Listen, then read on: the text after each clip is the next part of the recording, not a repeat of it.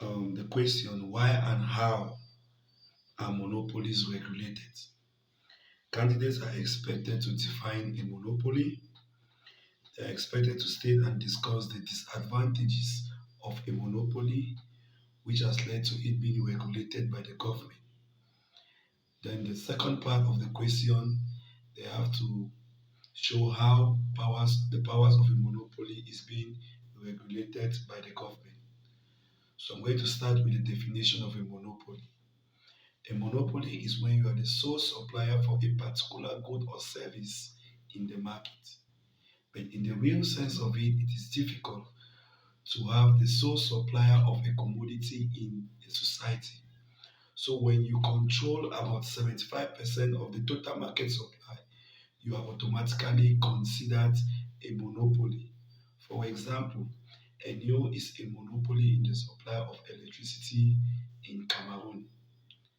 So, because of the disadvantages of monopoly, that explains why it is being regulated by the government.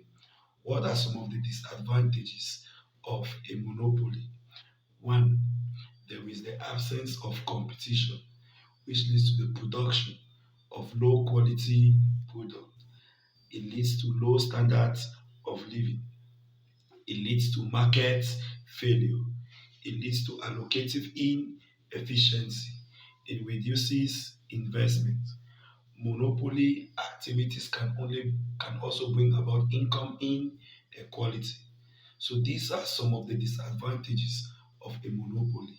So because of these disadvantages, it now explains to us why monopoly powers or monopoly activities are being regulated by the government.